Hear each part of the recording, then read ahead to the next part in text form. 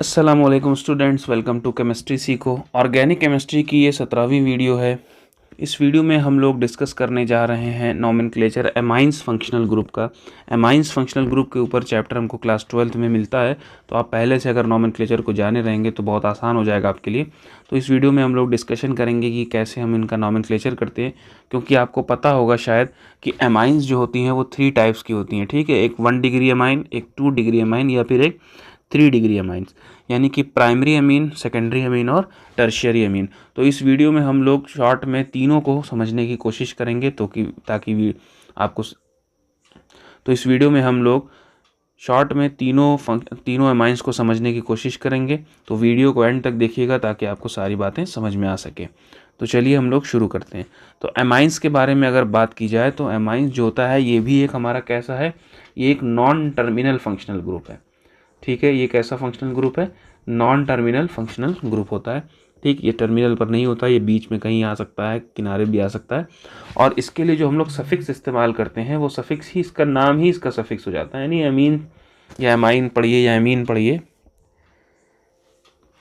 ठीक है, दोनों जो होता है क्या होता है, हम लोग बोल सकते हैं अमाइन बोल लें या अमीन बोल लें। ठीक है, तो सबसे पहले हम लोग देखते हैं प्राइमरी अमीन्स को क्या होता है, फिर उसके बाद देन सेकेंडरी देखेंगे, देन उसके बाद टर्शियरी देखेंगे।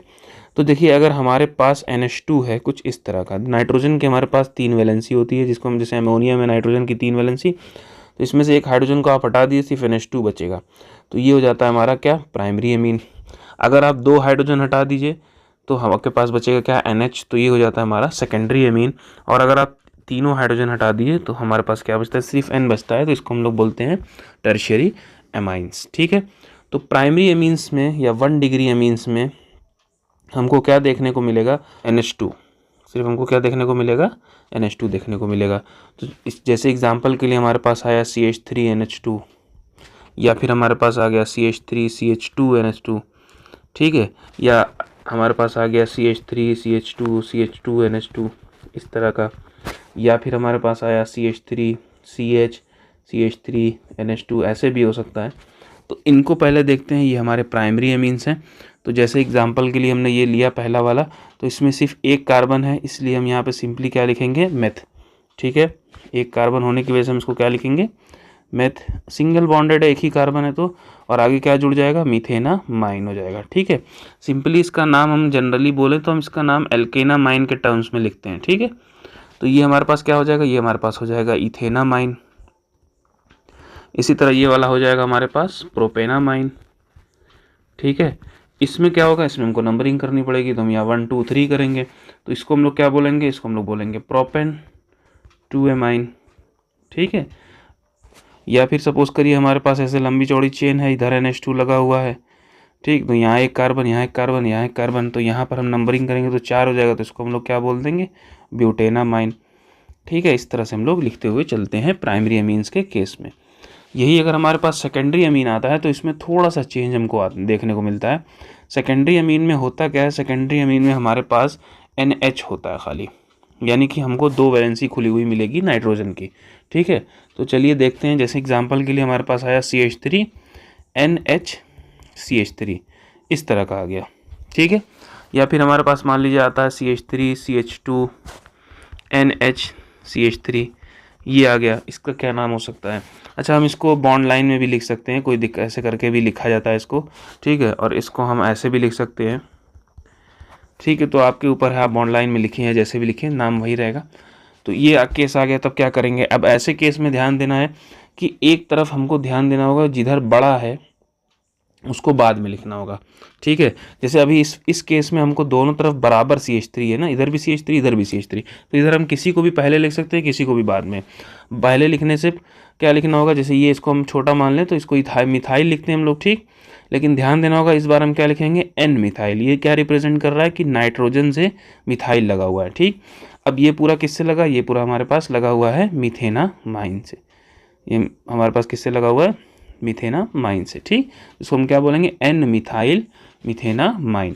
इसी तरह इस केस में देखिए हमारे पास इधर 2 कार्बन है, इधर 1 कार्बन, तो ये छोटा हो गया, तो इसको पहले लिखना होगा, इसको बाद में। तो यहाँ पे हम क्या लिखेंगे, N मिथाइल। N मिथाइल लिखने का मतलब ये पूरा नाम हो गया। ठीक है, अब हम नहीं, ये पूरा नाम नहीं हुआ बल्कि ये वाला पार्ट नाम हुआ, बोलिए ऐसे बोला जाए तो सिंपली इसका नाम लिखा गया और बताया गया कि ये नाइट्रोजन से लगा हुआ है, ठीक है। अब हम इसका नाम लिखेंगे तो हम इसको लिखेंगे क्या, इथेन, 2 कार्बन और इससे ये वाला फंक्शनल ग्रुप है, इसलिए हम इसको क्या लिखेंगे, इथेनामाइन। तो N methyl ethanamine, N methyl का मतलब एन से मिथाइल लगा हुआ है, ठीक है। और भी इसमें आप एग्जाम्पल अपने मन से बढ़ाना चाहें तो बढ़ा सकते हैं। जैसे मान लीजिए अगर हमारे पास आ जाए कि सपोज करिए ऐसे आ गया, इधर NH लगा हुआ है, ठीक है, और मान लेते हैं ये डबल बॉन्डेड है। अब हमारे पास क्या दिक्कत आएगी, अब दिक्कत आएगी सर यहाँ पर तो 3 कार्बन है लेकिन यहाँ पर क्या है, 2 कार्बन है। तो ऐसे केस में क्या करेंगे, ऐसे केस में अब हमको पता है ना कि डबल बॉन्ड को प्रायोरिटी देनी होती है सिंगल बॉन्ड से। तो यहाँ पर ये मेन चेन हो जाएगी, ये हमारी छोटी हो जाएगी। तो हम क्या लिखेंगे, N 3 होने की वजह से प्रोपाइल, N प्रोपाइल, और यहाँ पर 2 है तो हम क्या लिखेंगे इसको, इथीनामाइन, ठीक है, इथीनामाइन सिंपली। अच्छा इथीन क्यों लिख रहे हैं, इसलिए लिख रहे हैं क्योंकि 1 ही नंबर पे डबल बॉन्ड हमको मिल गया है। थोड़ा सा अगर मतलब दूर मिलता है, जैसे एक केस और देखते हैं। सपोज करिए ऐसे हमारे पास आया, यहाँ पर NH है, यहाँ पे ऐसे आया और यहाँ पर हमको डबल बॉन्ड दिख रहा है, तो ऐसे में ये 1 हो जाएगा, 2 हो जाएगा, 3। ध्यान दीजिए क्यों यहाँ से स्टार्ट किया नंबरिंग, क्योंकि इधर फंक्शनल ग्रुप है इसलिए ये 1 है, ठीक। तो इस केस में हम तो यहाँ सिंपली N प्रोपाइल लिख लेंगे। जब N प्रोपाइल लिखा तो ये बता दिया कि इसका पूरा नाम हो गया हमारा, ये इस पोर्शन का किससे लगा हुआ है, इससे लगा हुआ है। तो ये है क्या, यहाँ 3 कार्बन, 3 कार्बन मतलब प्रोप, ठीक है। दूसरे नंबर पे डबल बॉन्ड है तो प्रोपेन, और 1 नंबर पे हमारा एमीन है। 1 नंबर को नहीं लिखेंगे तो आप इसको लिख सकते हैं क्या, कि प्रोप टू एनामाइन, ठीक है। तो ऐसे करके हम लोग सेकेंडरी अमीन का नॉमेनक्लेचर करते हैं, ठीक है। इसी तरह हमारे पास टर्शियरी अमीन आता है। टर्शियरी अमीन में क्या होगा, 3 डिग्री अमीन, या फिर हम इसको टर्शियरी एमाइंस भी बोलते हैं। अमीन्स बोलिए, एमाइंस बोलिए, प्रोनाउंसिएशन नहीं बल्कि आना चाहिए, प्रोनाउंसिएशन तो कुछ भी चल जाएगा, ठीक है। वैसे भी केमिस्ट्री है, साइंस है, तो प्रोनाउंसिएशन बहुत ज़्यादा इंपॉर्टेंस नहीं रखती, बल्कि उसके जो सेंस बन रहा है वो ज़्यादा इंपॉर्टेंस रखता है। तो 3 डिग्री अमाइंस है, इसका मतलब कि नाइट्रोजन की तीनों वैलेंसी ओपन है। अब यहाँ पे थोड़ा सा आएगी दिक्कत, इसमें हमको ध्यान देना पड़ेगा कि कौन बड़ा हो रहा है कौन छोटा हो रहा है। इसके एग्जांपल अगर आप लें तो जैसे मान लीजिए हमको ये मिला, इधर भी CH3 लगा हुआ है, इधर भी CH3 लगा हुआ है, इधर भी CH3 लगा हुआ है। तो ऐसे केस में हम क्या लिखेंगे, N, N, ठीक है, N, N, क्योंकि नाइट्रोजन से दोनों लगे हुए हैं तो एक को बड़ा मानना ही पड़ेगा, तो हम N, N डाई मिथाइल कर लेते हैं और फिर इसको क्या लिख लेते हैं, मीथेनामाइन। इसको हम लोग क्या लिख लेंगे, मीथेनामाइन, ठीक है। मतलब 2 मिथाइल लगे हैं N से और 1 मीथेनामाइन है, ठीक है। इसी तरह अगर मान लीजिए हमारे पास आया, इधर हमको 2 कार्बन इस तरह लगे हुए हैं, इधर भी 2 लगे हुए, इधर मान लीजिए 3 लग गए, ठीक है। तो ऐसे केस में जो बड़ा होगा वो बाद में जाएगा, तो हम क्या लिखेंगे, N, N di ethyl propanamine, ठीक है। ऐसे करके हम लोग उसको आसानी से लिख सकते हैं। अच्छा मान लीजिए अगर तीनों जगह अलग अलग आया तब क्या होगा, जैसे यहाँ पे N लगा हुआ है, इधर मान ले 2 कार्बन, इधर 1 कार्बन और इधर 3 कार्बन, ऐसे कुछ आ गया तब। तो ऐसे में हम क्या लिखेंगे, N, इधर इथाइल है, ठीक है, क्योंकि E और M का भी देखना पड़ेगा ना, तो N इथाइल फिर N मिथाइल और ये बड़ा वाला है तो इसको हम लिखेंगे क्या, प्रोपेनामाइन, ठीक है। ऐसे करके हम लोग 3 डिग्री अमीन्स का नॉमेनक्लेचर कर सकते हैं। तो यहाँ तक हमने तीनों पढ़ लिया कि प्राइमरी अमीन, सेकेंडरी अमीन और टर्शियरी अमीन का नॉमेनक्लेचर कैसे किया जाता है। अब इसमें आप सब्स्टिट्यूएंट चेंज कर करके अपने आप से प्रैक्टिस कर सकते हैं। तो इस वीडियो में बस इतना ही। उम्मीद करते हैं आपको सारी बातें समझ में आई होंगी। अभी भी कोई क्वेश्चन या डाउट है तो कमेंट सेक्शन का ज़रूर यूज़ कीजिएगा। Thank you.